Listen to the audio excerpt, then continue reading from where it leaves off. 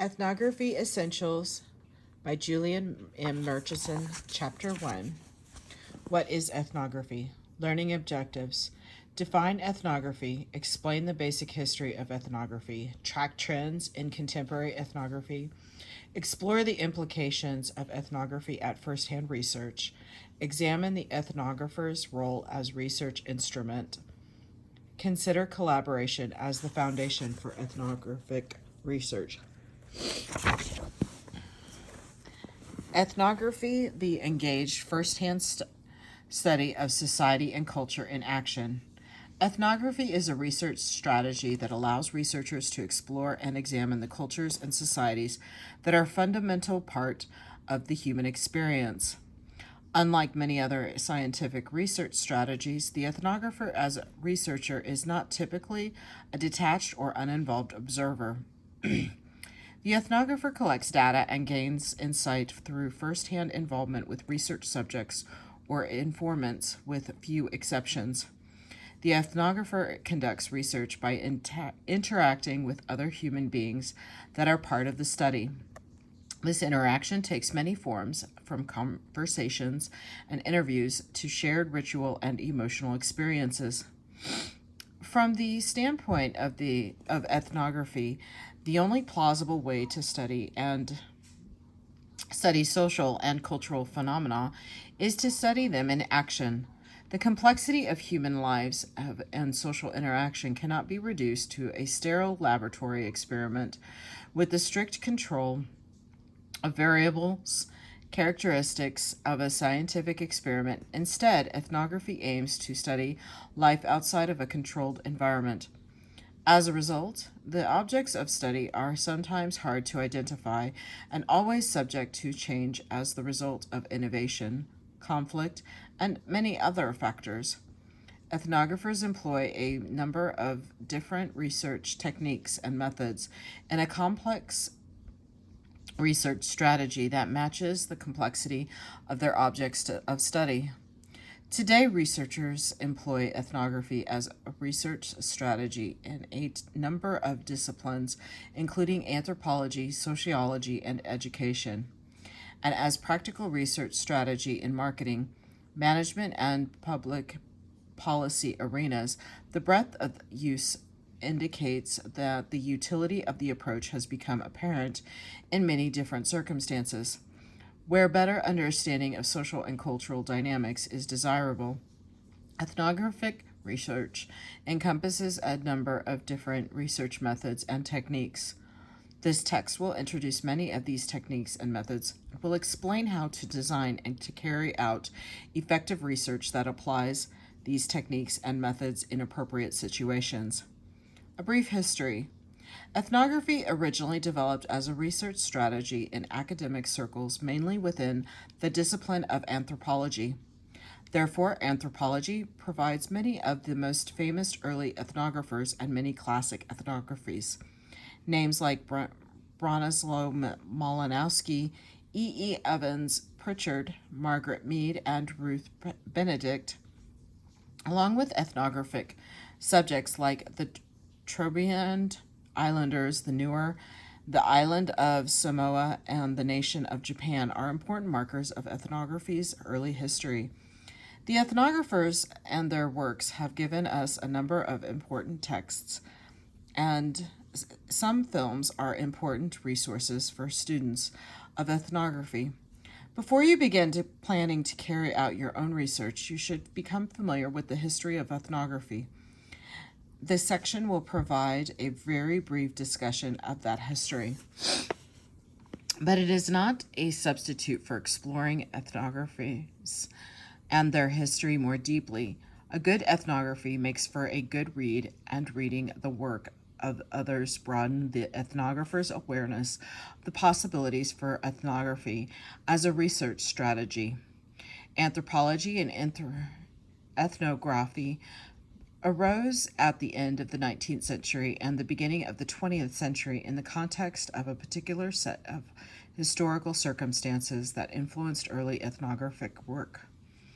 These circumstances included European imperialism, American expansionists, tendencies, and dominant understandings of race, ethnicity, and gender that usually placed white males in position of privilege and power, and placed others in marginalized or colonized positions of oppression and subordination. Ethnography can offer important insight into situations of suffering and disempowerment, and anthropology has a long history of using ethnography to expose human systems that are taken for granted and to offer implicit or explicit critiques of dominant systems and understandings. Nevertheless, much of early anthropology and ethnography intentionally or unintentionally supported existing systems and structures of power. Early ethnography consisted mostly of white male ethnographers going from academic and political centers in the United States and Europe to study in geographically distant locales among socially marginalized groups. There are many exceptions to this general statement. Margaret Mead, Zora Neale Hurston, and many other early ethnographers were not white males. In some cases, their research projects were directly connected to political endeavors like colonialism, for instance. Evans Pritchard's work among the newer Evans Pritchard, 1940. The byproduct of a research in these circumstances was a research situation in which clear foreigners arrived to study the quote, other. This dynamic has raised questions about the potential for mutual understanding, the importance of language, the role of intermediaries, and perhaps most important, the role of power, political, economic, and social in the research context. Because of the desire to present authoritative accounts that appeared to be suitably objective and scientific, and for a variety of other reasons, many of these questions and concerns were not adequately addressed at the time. As a result, at least some of the potential for bias and potential for multiple perspectives was ignored or left unexamined during an important part of the early history of ethnography. The ethnographies that appeared in this context tended to present holistic accounts of particular groups of people. For instance, the newer Evans Pritchard, 1940, the Trobriand Islanders, Malinowski, 1922, and the Japanese Benedict, 1946, that appeared to be well-defined and relatively homogeneous. Most of these ethnographies provided definitive information about these groups. For example, the reader of Evans Pritchard's ethnography learns that the newer have segmentary lineage organization, and Benedict identifies the Japanese national character of Apollonian in a time when cultural difference was the subject of much discussion, consternation, and imagination. These texts helped to establish a sense of cultural essence that defined groups of people. The reader of these texts comes away with the sense that the essence has been discovered and recorded posterity. This tendency to essentialize cultural groups stemmed, at least in part, from understandings of nationalism and cultural identity that drew upon essential characteristics and in many cases supported claims of cultural superiority and racism. Understandings of variation and conflict within groups, as well as the difficulty in defining clear boundaries, came to the fore only in later years. Because of the desire to define and to describe the group under study, the most common approach of ethnography involved collecting and presenting comprehensive, wide-ranging accounts. Depending on theoretical orientations, these accounts sometimes looked like a catalog or list of cultural traits and sometimes appeared as a report of how the individual pieces worked together to form a coherent whole. Whichever style of presentation was adopted, the ethnographic data collected typically included information about topics like economics, politics, religion, rituals, kinship, and material culture.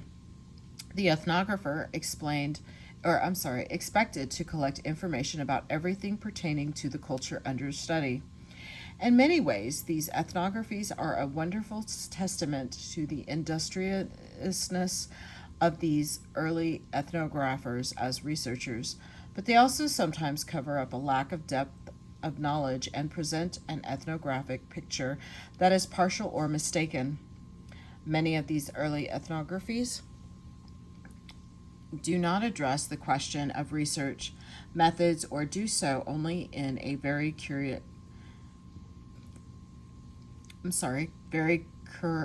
cursory manner. In other words, many of these ethnographers were not inclined to write about how they carried out their research. Some of this reluctance may have stemmed from an uncertainty about techniques and methods and a concern about claims to authority arising from experience-based research that did not readily meet some of the scientific conventions of the time. Still, a number of common understandings and practices emerged out of this early ethnographic work. One, starting with Malinowski's 1922 work on the Trobriand Islanders, there was a general acknowledge that ethnography required a lengthy stay in the field, usually a year or longer. Two, there was an increasing recognition of the importance of learning and working in local languages. Three, there was a focus on kinship as the fundamental building block of culture and the construction of kinship charts. 4.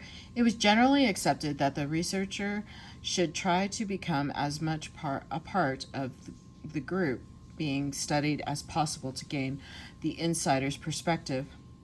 Many of these understandings stem from the fact that the researchers were traveling, usually long distances, to study groups that they were not a part of and with whom they therefore did not share a language or prior cultural understandings.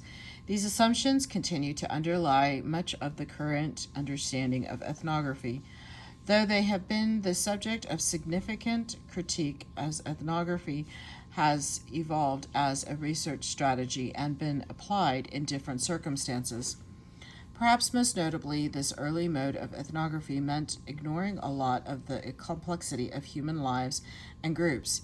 It seemed to assume that groups were well defined and that members of those groups generally behaved and thought in the same way.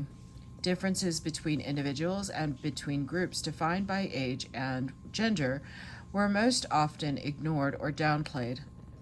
In many cases, an individual or small group came to represent the collective whole without proper consideration for how justified the representation was. The ethnographer often assumed that one member of a group, an elder male, for instance, could speak for everyone without questioning how that person's particular social position and personality would influence his thoughts, behaviors, and interaction with the ethnographer. The ethnographer usually had an easier time gaining access and building rapport with certain members of a community, but this fact was seldom acknowledged. In fact, the predominance of male researchers almost certainly produced androcentric ethnographic accounts in the initial decades of ethnography. Other forms and sources of bias have also come to light. The context of ethnography's emergence as a research strategy also meant that it was associated with the study of relatively isolated, small-scale rural communities. The focus on these sorts of communities stemmed from anthropology's fascination with cultural difference, geographic distance, and a spirit of exoticism, but it also plugged into assumptions that the ethnographer was supposed to be studying everything in the research setting. The ethnographer could at least hope to know everybody and to keep track of events in a village of 200 people. That goal seemed to become more unreasonable the larger the group under study. In short, classic ethnography most often involved researchers traveling long distances to study supposedly isolated groups and small communities. In Coming of Age in Samoa, 1928, Margaret Mead offers very little discussion of her research methods or techniques, but she does explain her choice of Samoa as a field site. She suggests that finding a simple or primitive field site is the next best thing to a scientific experiment. Much of early ethnography was based on assumptions about simplicity or primitiveness and the idea that these sites would offer an easier way to study human society and culture. These ideas and assumptions were fundamentally ethnocentric and have been discarded in contemporary ethnography. Usually, the ethnographer had little prior knowledge of the group under study, and much of the early research involved learning a language, befriending a local intermediary or informant, observing and participating whenever possible, and employing research techniques like household surveys, mapping, and kinship charts that were well suited to use by an outsider researcher with limited understandings of languages and local cultural practices. Over time, the underlying approach assumed that the ethnographer's increased familiarity with the languages, customs, and individuals would allow the researcher to gain more of an insider's perspectives and a deeper understanding of behavior and thought. According to Malinowski, 1922, this should be the primary goal of ethnography. This need for familiarity and the acquisition of detailed knowledge is one of the main reasons why a lengthy research project became the norm. It took time for the ethnographer to become effective participant observer. How ethnography has changed doing contemporary ethnography. From the beginning, there were expectations to these general trends in ethnography. For instance, Zora Neale Hurston worked in the southern United States and presented her ethnographic findings in a non-traditional format.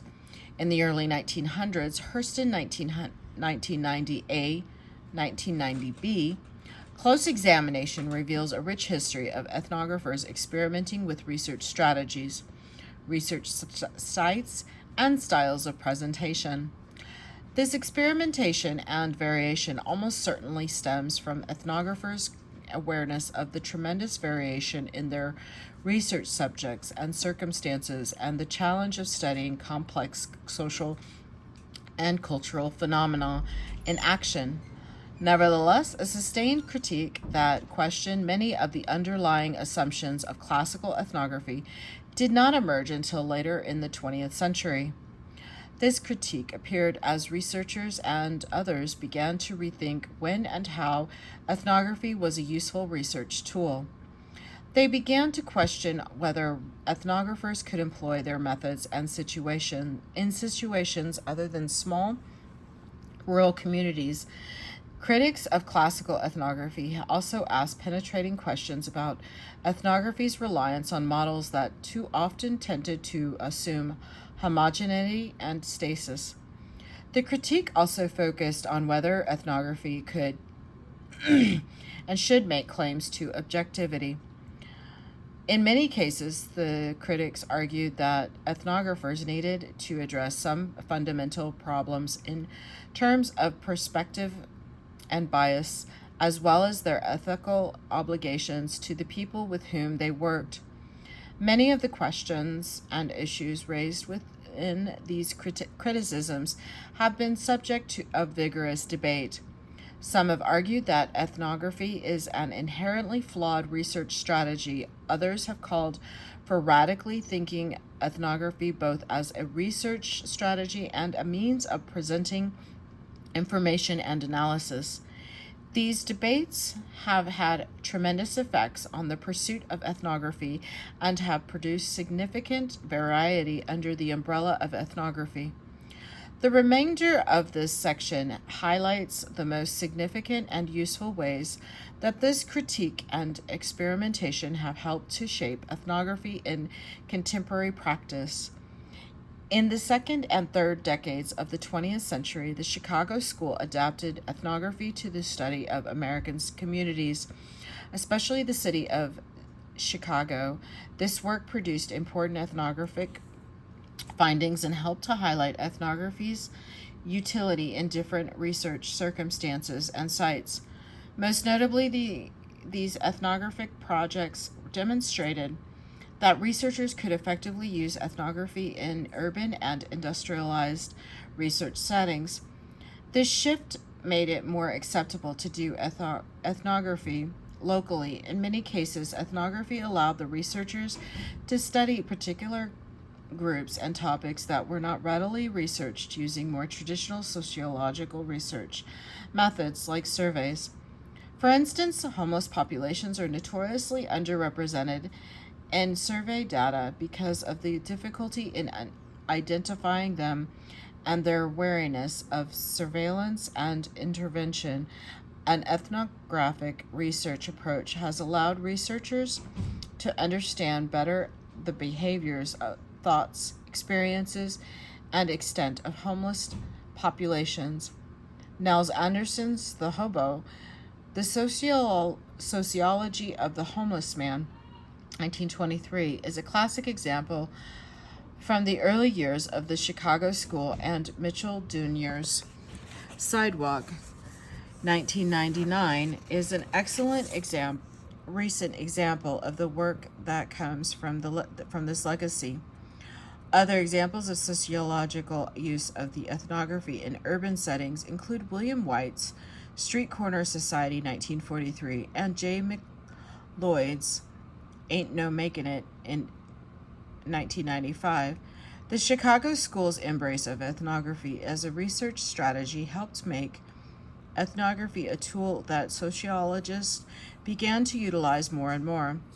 Today, one finds exciting ethnographic work in ritual and urban settings across the globe coming from the disciplines of both anthropology and sociology. Ethnography no longer implies traveling to remote villages, and there is increased recognition that cultural and social phenomena are ripe for ethnographic study everywhere we find humans. In addition to opening ethnography for use by sociologists and in urban and industrialized settings, ethnographers have also revisited the classic ethnographies and the associated field sites in the intervening years. The result has been a host of questions about the ways those ethnographies were researched and the findings they presented. In some cases, there have been vehement critiques of ethnographies and their claims. Here is the case study so that you may read that. Read that at your leisure.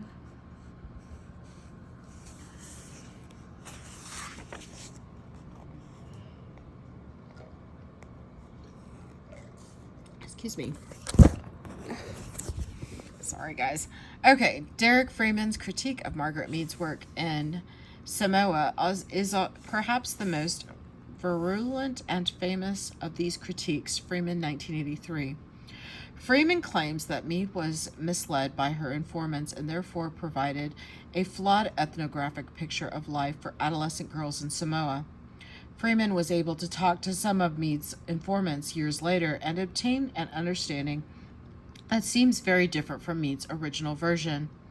In fact, Freeman's work raises a lot of questions about how informants' perspectives and understandings may change over time and how interaction with different researchers, in this case a man or a woman, may influence the information gleaned through ethnography. Mead's work in Samoa remains an important early ethnographic source, but students of ethnography are now much more aware of the contestability of ethnographic data and the need to evaluate critically the sources of data and the methods of data collection, as well as the role of the ethnographer. Along similar lines, several decades after Malinowski's work in the Trobriand Islands, Annette Weiner returned for a follow-up study. Her ethnography, Women of Value, Men of Renown. Weiner Weiner of 1976, highlights the role of women in everyday economic activities and shows that Malinowski's famous account of the Kula ring as an elaborate system of symbolic exchange provides only a partial understanding of economics and exchange of the Trobriand Islands.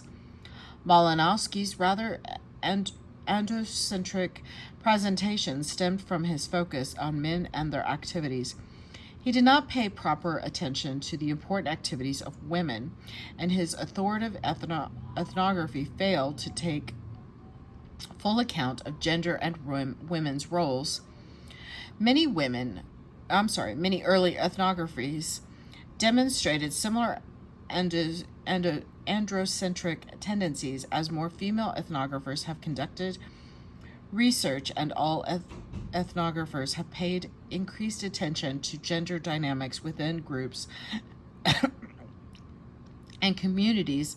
Some of these original shortcomings have been addressed, and the character of ethnography has changed.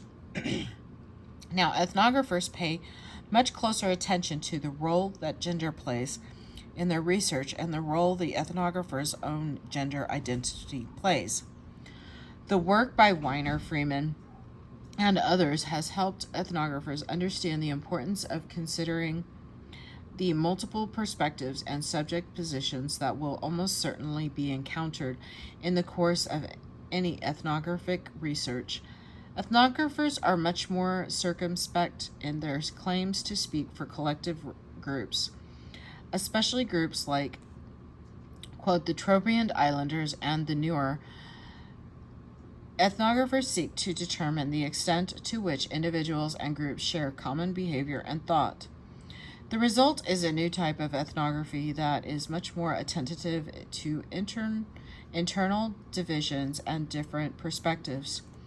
Often these ethnographies are more focused in terms of the groups and topics that they seek to examine than the earlier, more holistic ethnographies that sought to describe all aspects of the larger whole.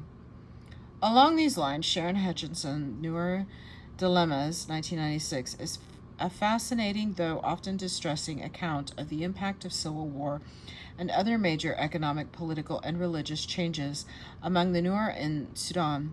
In many ways, her ethnography is an important update of the work of Evans Pritchard and others who have done ethnographic work among the Nuer. She knows how the cattle that Evans Pritchard recognized as essential to Nuer understandings remain important, but have led to be reconceptualized in new ways to meet changing circumstances. For instance, the Nuer now distinguishes between cattle of money and the cattle of marriage. In many ways, Evans Pritchard's classic account of the Nuer presented them as a timeless, static entity, and many other classic ethnographies adapted a similarly static approach or perspective. Ethnographies like Hutchinson's have illuminated the fact that cultural and social phenomena are constantly subject to change. Cultures and social societies are dynamic, with increasing recognition of these dynamic qualities. Ethnographies have to attempt to engage and reflect the fundamental realities of change and variation within cultures and societies. Recognition of the dynamic processes being studied has entailed rethinking ethnography as a research strategy and a style of presentation. In his 1920 essay on the methods of ethnology, Franz Boas clearly made the case for human society's dynamism and the need to study history and change. Thus, recognition of this fact arose early in the history of anthropology and ethnography, but it did not become central to general practices until later. Ethnographies now have to think about how to recognize and analyze change. In many cases, change itself becomes the research subject. With the central importance of change has become an increasing awareness of the role of history. Many recent ethnographies incorporate considerable historical components, and many ethnographers work regularly with both historical documents and oral histories as part of their research designs. Ethnographies have also changed their lifestyles of writing and presentation to reflect these shifts in awareness. Most ethnographers today avoid presenting timeless accounts by including historical sections or chapters and using verb tenses to show that has happened recently. What has happened recently? What happened in the past and what happens continuously, as well as pursuing explicit considerations of both long-term and short-term changes. These shifts in the field of ethnography have positioned it as a research strategy that provides important insight through historical comparison and through close first-hand examination of change in action. Despite these changes and these challenges, many of the early ideas about ethnography have proved to be enduring. Ethnographers still tend to commit to conducting research over rather lengthy periods of time. They still tend to pay close attention to language and its methodological importance. And they still tend to be interested in studying the wide range of cultural and social features of human life and interaction. Ethnography is particularly well suited for researching for connections and interactions between different elements of society and culture. For instance, between economics and religion, or politics and gender. In many ways, this ability to uncover and analyze these connections and interactions can be seen in the all-encompassing early ethnographies. But contemporary ethnography now begins from a foundation that recognizes and foregrounds dynamic processes, variation, and variability, and the need to consider the different perspectives and biases that may influence the research as a result. Many researchers today utilize ethnography as a primary research strategy to address a wide range of questions. Ethnography as first-hand research. From the beginning, starting with the work of Malinowski and other ethnography, involved a commitment of, quote, being there to conduct research. The general concept of being there is so pervasive in ethnography that at least 2 recent books on the subject have used the phrase as a title of Bradford's Being There, The Necessity of Fieldwork, 1998, and Watson's Being There, Fieldwork in Anthropology, 1999. See Sluka and Robin, 2007, for a discussion of this concept as well. By moving to their field 2 sites to conduct their fieldwork, ethnographers signaled the importance of their direct connection with the research site and the research subjects, following Malinowski's lead. These early ethnographers typically went to live in their field for a year or longer, and much of their research data came directly from experiences living in the community under study. Ethnographers are full of accounts of daily life in different communities, as well as stories of ethnographers' experiences of integration into these communities that are often quite humorous. The underlying assumption in ethnography's commitment to being there is an assumption that certain types of information are only obtainable through first-hand research. A researcher can obtain a great deal of information about a particular place or a group of people without engaging in ethnography. For instance, a survey instrument can provide information about demographics, economic activities, political opinions, and many other things. In order to yield useful data, a survey has to be well designed and administered appropriately, but it can often be carried out rather quickly, and in some instances can even be conducted at a distance using telephones, mail, or the internet.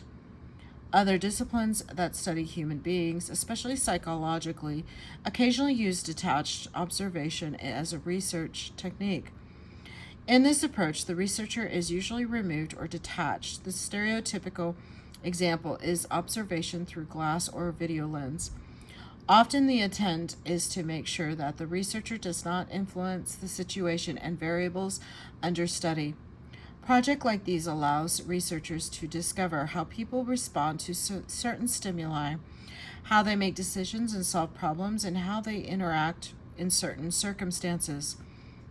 In controlled experimental situations, the data produced can be very powerful in terms of revealing key variables and parameters for human behavior.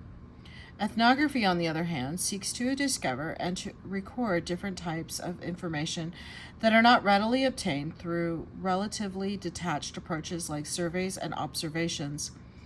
In many cases, surveys ask questions and use categories like originate in the surveyor's own cultural understandings or assumptions. Ethnography allows the researcher to discover and analyze the categories and questions that are most relevant for the people being studied and participating in the research.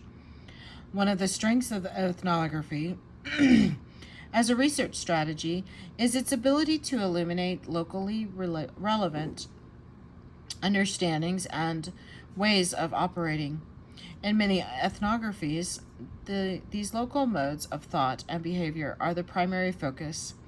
Ethnography also allows the researcher to observe and to experience events, behaviors, interactions, and conversations that are the manifestation of society and culture in action.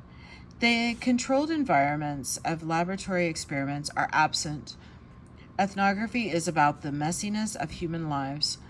The means of the ethnographer has to cede a lot of control over the research situation, but it also means ethnography offers the opportunity to study real-life human behavior and to gain a unique understanding of the context and thought that informs such behavior. Ethnography allows the researcher to examine how people's actions compare to what they say about their actions and ideal situations and their thoughts or opinions on particular topics. In many cases, actions and behaviors in particular situations differ significantly from those observed or predicted by other research strategies. In situations like this, important research questions emerge as researchers try to account for apparent discrepancies. In some cases, this involves turning attention to variables or questions that did not seem relevant initially. In the course of doing this sort of engaged first-hand research, the ethnographer becomes a participant observer.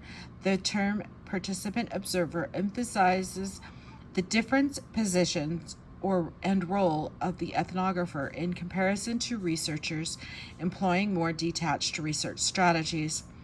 Detailed consideration of participant observation as a research method appears in Chapter 6.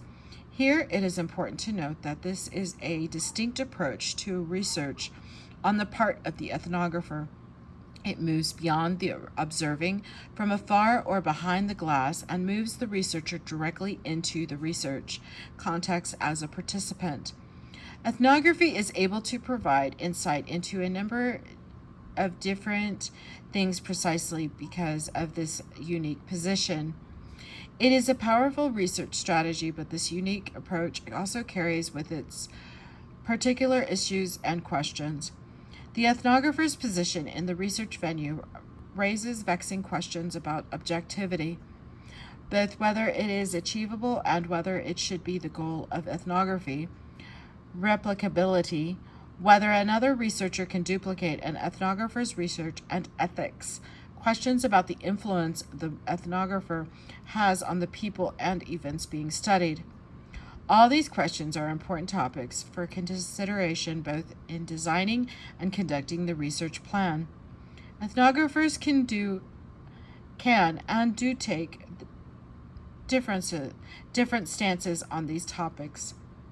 In this text, the goal is to provide warnings about potential problems and concerns that can and should be avoided. The goal is also to allow you to explore the questions that arise and to implement strategies that make the most sense for you and your research goals. These questions and concerns do not imply that ethnography is fundamentally flawed. Its engaged nature means that it is both very powerful and potentially treacherous. Ethnographer as research instrument. Because of the ethnographer's unique position as a participant observer, the ethnographer becomes the primary research instrument through which information is collected and recorded, whereas researchers in other disciplines use instruments like micrometers, pipettes, and mass spectrometers to collect data for their research. You make yourself the research instrument. The ethnographer's five senses become the principal avenue for collection information. For example, the ethnographer might collect information by observing behavior, listening to conversations or interviews, touching textiles and other forms of material culture, tasting local cuisines, and paying close attention to the smells that accompany the primary activities in a given space. You need to record what you perceive and note as relevant. Therefore, you have a lot of responsibility for evaluating and recording information. In many cases, the ethnographer cannot determine which piece of information will be most valuable until well after they have been recorded. In much of the same way that other research instruments must be calibrated to ensure their accuracy, the ethnographer has to be trained to collect appropriate and relevant data. Subsequent chapters will provide more detailed guidance in particular ethnographic techniques and the art of the ethnographic note-taking. The ethnographer should always strive to collect as much detailed information as possible while keeping in mind the specific research topic or question. Notes should be extensive and descriptive in the course of their training. Ethnographers have to learn to pay close attention and to notice details. The power of concentration required often means that ethnography can be draining physically, mentally, and emotionally. Like other instruments, sometimes you need time to download information and recharge your batteries, so to speak. These practical concerns are an important consideration when designing a research plan. Doing research is important, but so are the recording, collection, and analysis of information from these research experiences. The ethnographer's role as research instrument again raises questions of objectivity, replicability, and validity. In the language of scientific research, the information that ethnographers seek and collect is often very personal and occasionally idiosyncratic. But there are always ways to counterbalance those types of information with other techniques and to draw on both the power of personal experiences that constitute participation and the more objective forms of data that might be collected through observation. One way to address some of these questions is by comparing results with those of others working on similar projects. Some ethnographers choose to work in teams so that they can pool and compare results from different researchers in similar contexts. Other researchers try to present the raw ethnographic data that they have collected for others to study and analyze. This approach attempts to make smaller the researcher as transparent a research instrument as possible.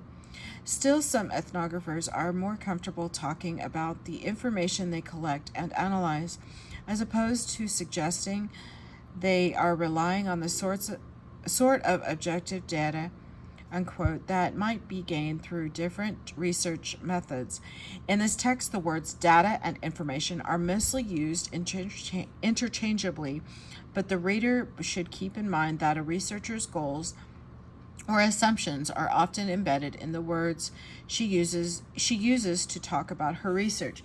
Here is the field sites, so you can pause and read this. Let me kind of get close on that. Oh, jeez. There we go. Sorry about that. Collaboration as research model. Ethnographer as a student.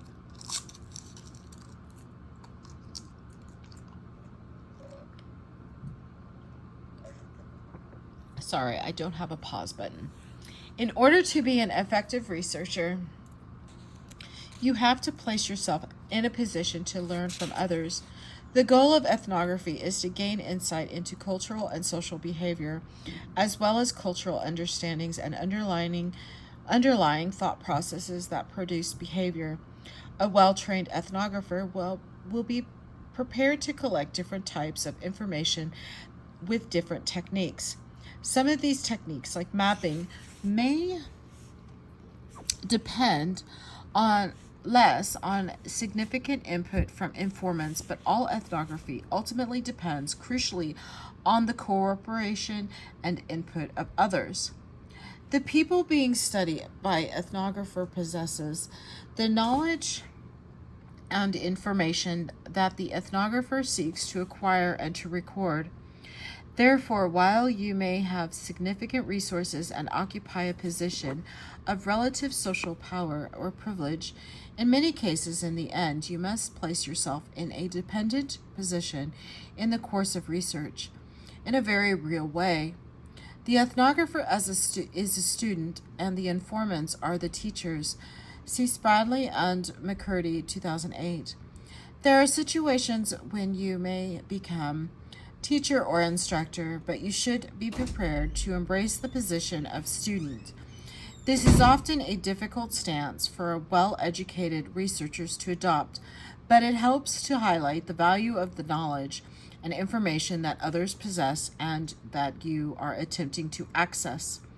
The ethnographer's role as a student is most obvious in situations when you enter the field as an outsider without knowledge of the local language and local customs. In cases like these, ethnographers often commit serious faux pas and have to learn from their mistakes. However, even insiders or ethnographers with a strong understanding of language and custom should still seek to learn as students. Placing yourself in this position will allow you to confront your own assumptions by listening to and learning from the experts, your informants. One of the most powerful lessons of ethnography is that the researcher can learn from anyone. Research design then often becomes a plan for learning from the appropriate representatives and experts. Who these people will depend on what you are studying and what you aim to learn. For a long time, ethnographers have tended to use the term informant to refer to the people they learn from and study. The use of this term is important because it distinguishes the research relationship in ethnography from the relationship that accompany other research strategies. The relationship between the ethnographer and informant is typically different from that between experimenter and subject or surveyor and respondent. Compared to the terms subjects and respondents, the term informants implies that these individuals play a more active role in guiding and shaping the research process as teachers. The relationship is often much more personal and typically endures for longer periods of time than these other research relationships. Again, much of the power in ethnography as a research strategy originates in this unique research relationship. Nevertheless, the term informant raises concern for a number of ethnographers. Critique of the term that has been part of the development of contemporary ethnography mentioned earlier. Critics have pointed out that the word informant carries connotations that make it very similar to the idea of an informer who aids the government or the police. These similarities are troubling both in what they suggest about how research might be used against informants or other members of their communities and in the implications that these individuals are being used by representatives of structures of power as a means to an end that may not be in their best interest.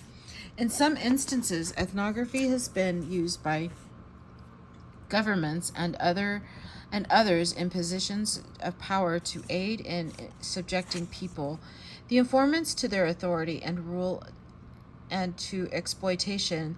Such outcomes should not be the goal of ethnography, because you are dependent on others to learn and carry out research. You have responsibility to uphold your end of the bargain. This ethical responsibility includes demonstrating respect, offering protection, and providing assistance when appropriate. To demonstrate this different spirit of responsibility, some ethnographers choose not to use the term informant. In some cases, they talk about the people with whom they live and work as interlocutors. Interlocutors. In other cases, they refer to these individuals as associates, assistants, or co-searchers. There has also been a move increasingly to publish these individuals as co-authors to reflect their important role in the whole ethnographic project and the fact that much of the knowledge comes from them. This text will use the term informants for the sake of clarity, but it is essential to keep in mind the need for a responsible research relationship that is ethical and respectful of the shared human condition. Throughout the rest of the text, you will find consideration of ethical issues and concerns. Proper attention to these points is absolutely essential in the research process. Whatever terminology a person chooses to adopt, the larger point concerns the unique research relationships that ethnographers develop as a matter of course. Given the need to learn from others and the accompanying dependence on others, the research process is most effectively understood and conceptualized as collaborative endeavor. You are ultimately responsible for the research, its design, how it is conducted, and its results. But you must give appropriate respect and credit to the other participants who make the research possible. As a human being studying other human beings, you always have to negotiate and collaborate throughout the research process. Summary. The early history of ethnography as a research strategy frequently included assumptions that the ethnographer traveled long distance to study isolated groups with relatively static cultures. However, recent critiques and developments have shown that ethnography can be a viable research strategy in a wider set of circumstances, even very close to home, and that the culture and societies that are the subject of ethnographic study are complex, variable, and contested. In order to study these complex phenomena, you will engage in first-hand research, employing yourself as the primary research instrument. Your direct experiences become the lens through which ethnographic data or information is collected, but you are always dependent on your information to guide you through the research process, and envisioning your work with your informants as collaborative partners will help ensure that your research productive are ethical. Here is the key terms and the discussion questions, and this is the end of chapter 1. Thank you.